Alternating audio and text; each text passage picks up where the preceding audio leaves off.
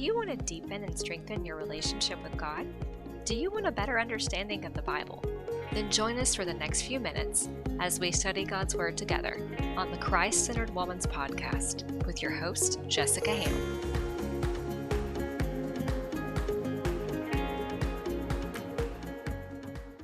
Hello, and welcome to another episode of the Christ-Centered Woman's Podcast. Have you ever heard the saying, integrity is doing the right thing, even when no one is watching? And the word integrity is defined as a firm adherence to moral values. And if we look at synonyms of integrity, often we will see the words honest, honor, trustworthy. All of these are really positive qualities. But what we will study today in our lesson on Genesis chapter 30, the remaining portion, once again, Laban is trying to manipulate Jacob. Our text starts in Genesis chapter 30, verse 25.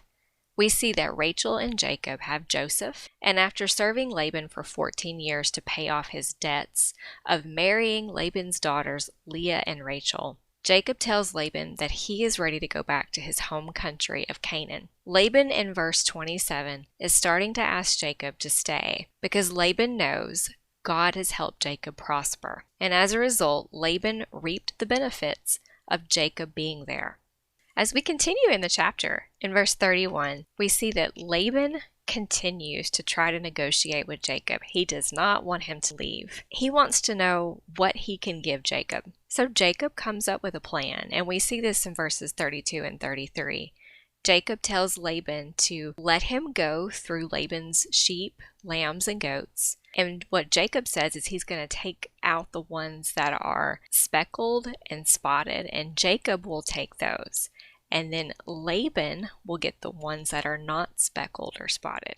And as part of this deal too, Jacob says that Laban will know if Jacob steals from him because all of Jacob's flocks will be marked with those speckles or spots. So what happens is Laban agrees to this. He says that he's okay with Jacob taking care of the flock and separating it. So in verse 36, we are told that Jacob leaves and he puts distance between his flock and Laban of about 3 days. If we look at that, that's about 50 miles. And in verses 37 and 38, we see something that's rather different in this chapter. And when I first read it, I confess I had to go and do some researching because it was very unusual.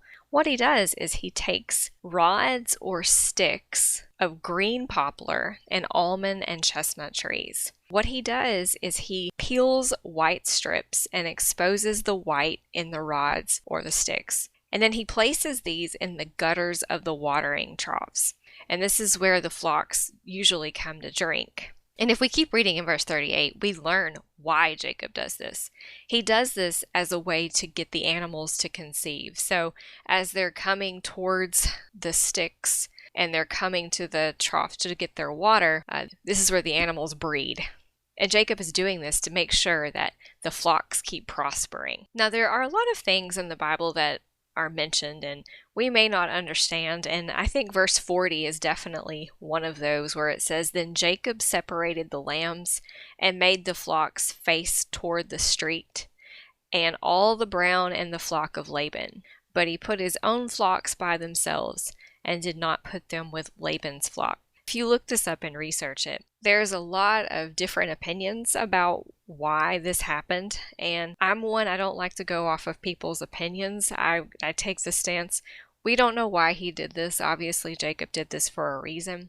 It had to do with the flocks prospering and obviously being stronger, because what we see in verse 41, whenever the stronger livestock is present, Jacob places those sticks or rods that he has peeled in front of the livestock so they can see them in the gutters. And then again, they breed.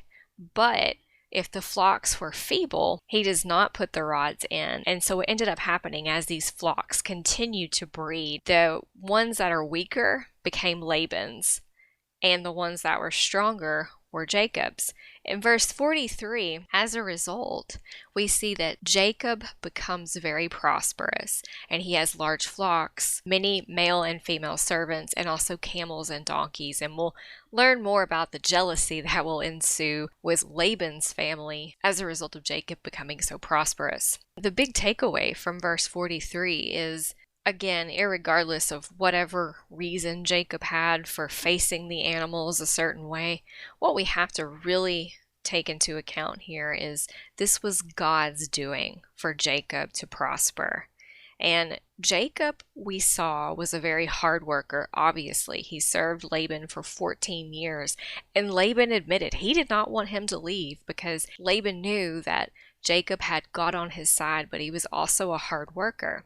Jacob was also a planner, and we see this as he is starting to devise a plan to kind of outsmart Laban to get the better flock. But the biggest takeaway from this whole lesson is throughout it, God was in control.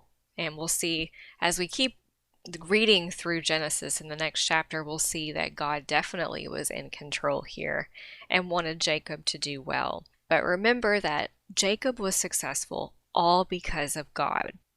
And as we close our lesson today, and this was a shorter lesson, but I did want to kind of break it down into two parts, just so that we could focus last week on the lesson with Rachel and Leah. And then today we see this dynamic between Jacob and Laban.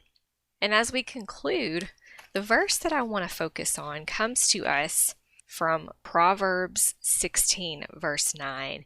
And I think this does a good job of showing too about God being in control, as we saw in this lesson today. So Proverbs chapter 16, verse 9, a man's heart plans his way, but the Lord directs his steps.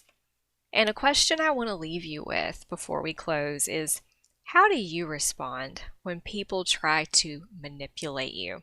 In this lesson, we saw that Laban tried really hard once again to manipulate Jacob. He'd already done it several times. But we also know that Jacob, in our previous lessons, also manipulated his own brother. But it's really important. Unfortunately, we will all deal with people who are deceptive, manipulative. But how do we deal with those people? Hopefully, we turn to God because God can help us overcome anything. Thank you for listening and studying with me today. I hope that you have a blessed rest of your day. And remember, in all that you do, keep Christ-centered.